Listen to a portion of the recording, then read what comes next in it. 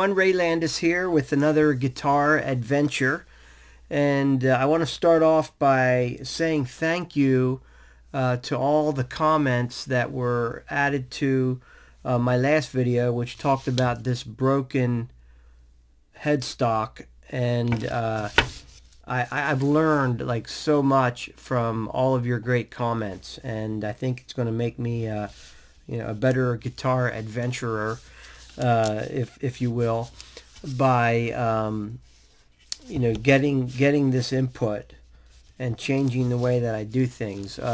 This headstock, as you know, was broken, and I said in my last video that it was broken beyond repair, and a couple people said no, it can be fixed, and I was like, okay, well, if it can be fixed, how am I going to go about doing that? So a few people put some comments in and did a little more research, and I bought some of this.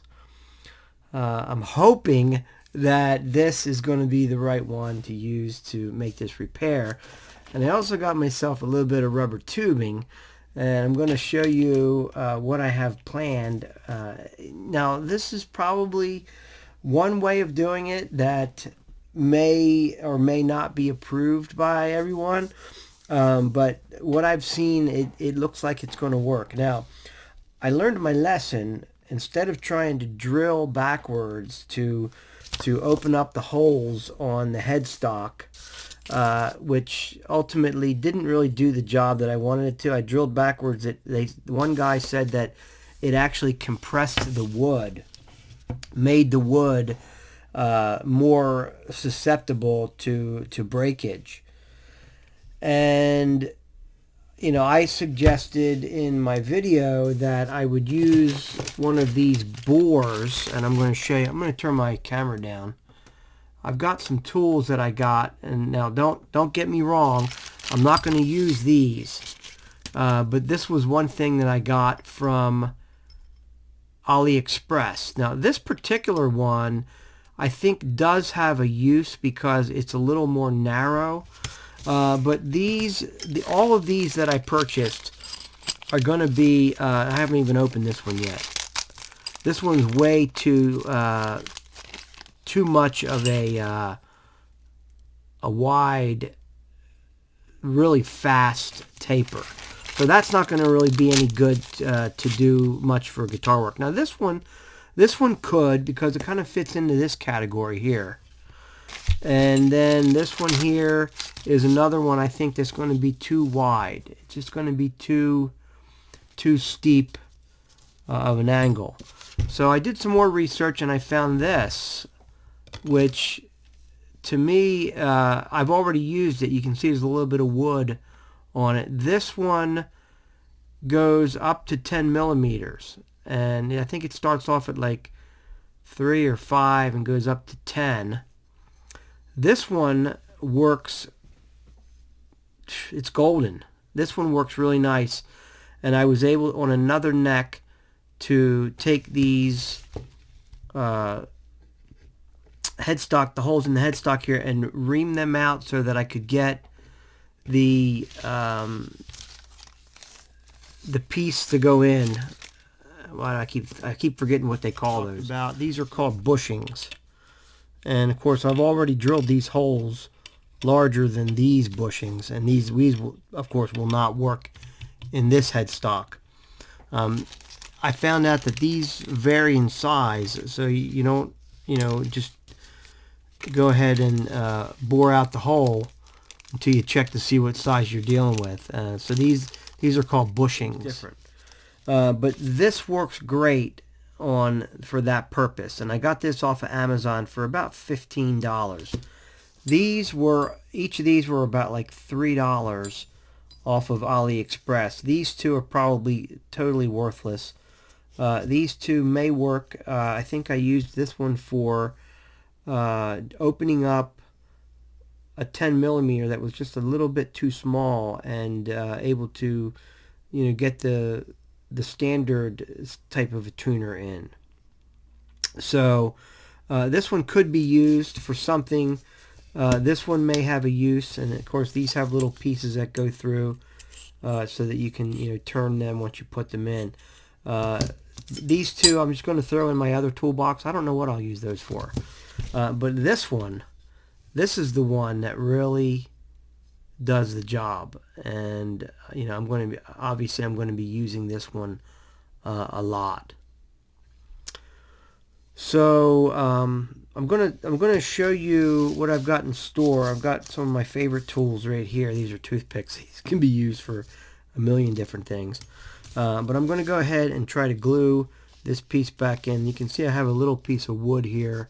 I don't know what's going to happen with that, but the rest of this I'm going to try to get glued together, and I will be right back in a moment with that. Okay, so I don't claim to be an expert on this, and I'm sure I'm going to get some criticism, but I'm glad that many of you are willing to do that, because that's how I'm going to learn. And I've seen some other guys do it this way, and it seems to work. So this is the first time I've ever used this glue, so I'm going to go ahead and put some glue on both sides of this wood. I'm just going to use my finger and move it around. I see that there's some extra dripping off, and we're gonna work with that. We're gonna move this around, get this up in there. Alright, so that's there. That's on that side. And I'll take this. I might have enough glue on my finger just to kind of work this around. Okay, I'm going to put some glue up in there. They say that stuff gets pretty tacky in just a few minutes. I don't know if I've got enough. Let me see if I've maybe put a little bit more. Okay. Spread that around. Try to get it in the camera so you can see it. Okay, so there's that. And then we'll just move this around a little bit. They say that this stuff can be sanded, and it also can be washed with soap and water, or damp cloth. Alright, so let's see if we can go ahead and stick this together, get it where it belongs.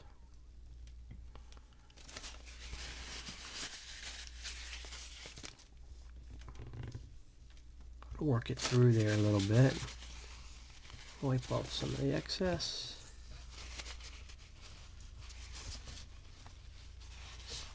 Once again, I'm not an expert at this. I think I'm going to go get a wet paper towel. Alright, so I'm squeezing it together, wiping off the excess. Trying to get that bond as tightly connected as possible.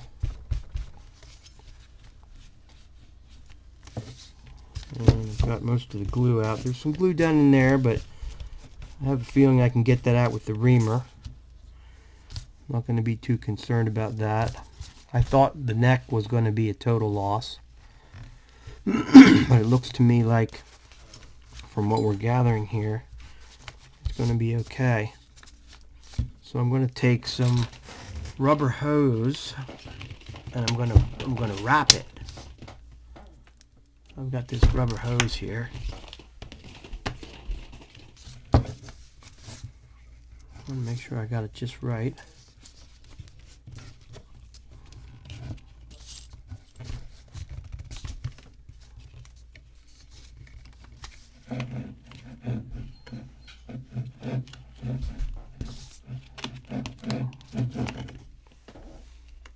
Alright, let's see if I kind of show that like this.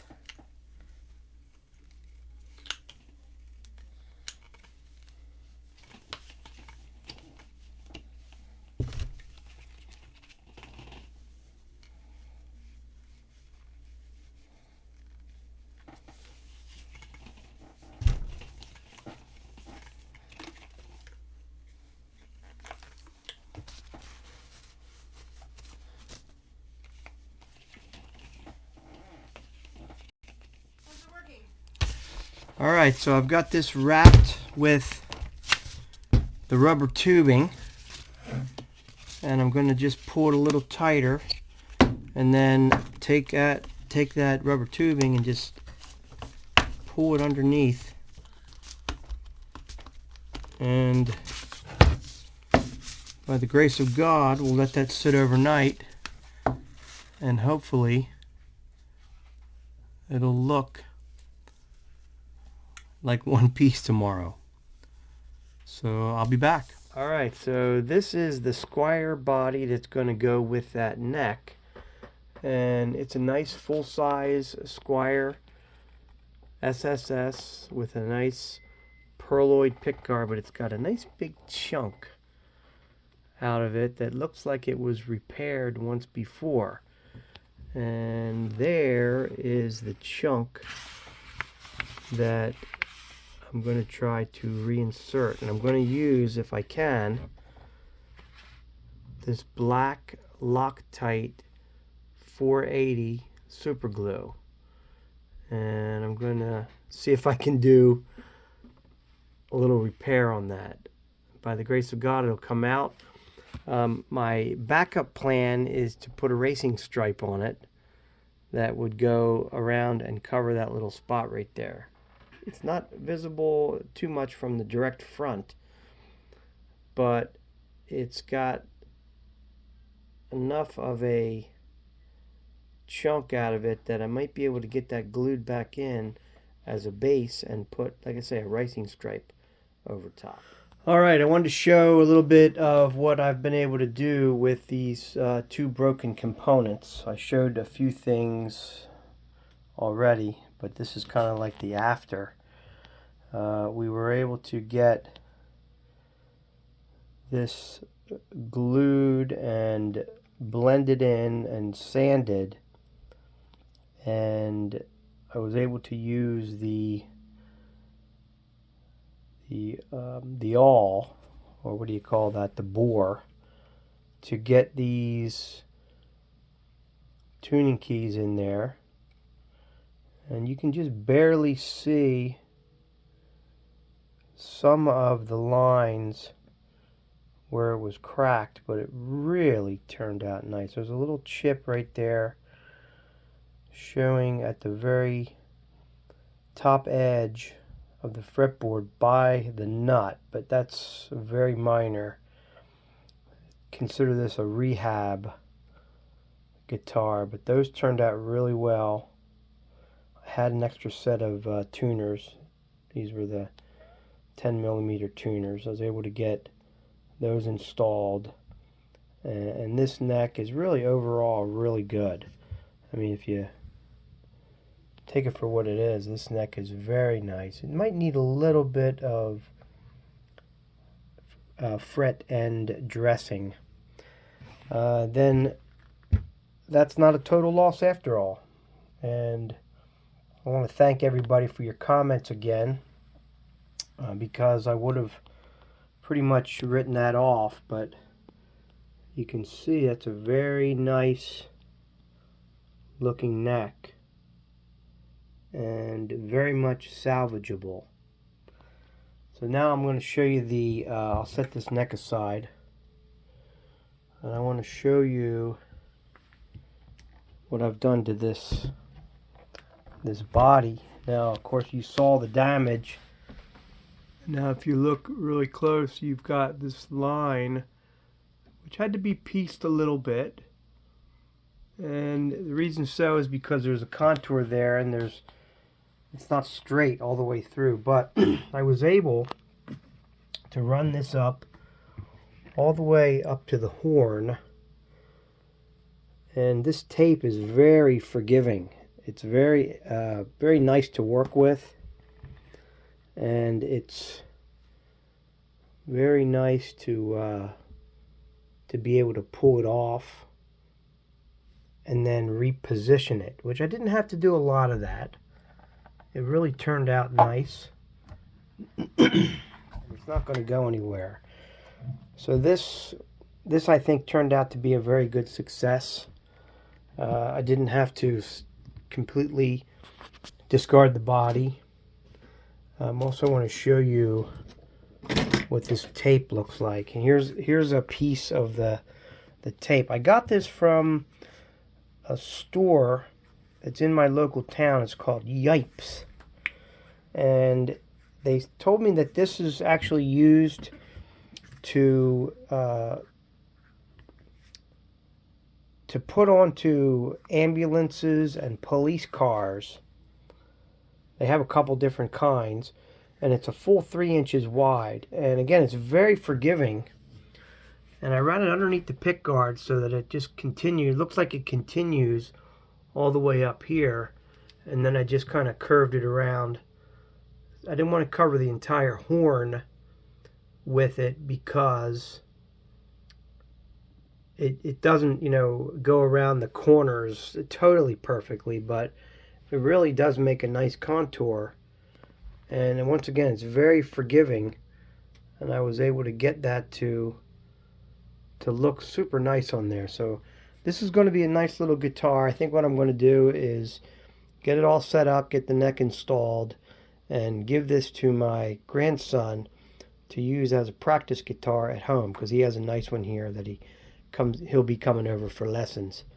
But that one will stay here, and then this one will go over to his place. This is the outcome of this adventure, and I have to say that even though I thought I was dealing with almost a total loss, this thing turned out really nice. Good. And I set the guitar up. It plays really amazing. This I thought was a total loss, and it looks good. It sounds good, and it feels really good. So if this one got destroyed, it's already been destroyed once. You know, maybe we can rebuild it. We have the technology. Da-na-na-na, bionic guitar. But anyway, I just wanted to share that with you. Big thank you to all of you guys who have been bold enough to correct me when I'm wrong, and do it in such a nice way, and instruct me as to what to do to get the outcome I'm looking for. I thought the neck was a total loss. I was told by several that it could be glued. I watched some videos on some people who tried to fix them, and they used a rubber hose like I showed, and that worked for me. I don't know if that's the acceptable way, but it worked, and I thought it was pretty cool how that, you know, could be incorporated. I kept the rubber hose in case I have to do it again to some other guitar, and the encouragement, constructive criticisms, telling me that I was using the wrong tool for the wrong, you know, for the job I was trying to do. So I appreciate that. Don't stop doing that. Be nice. But it has made me better, and it's made these adventures a little more exciting. But if you liked the content that I've brought here, please hit the like button and subscribe to the channel. Take care, and I'll see you next time for the next guitar adventure.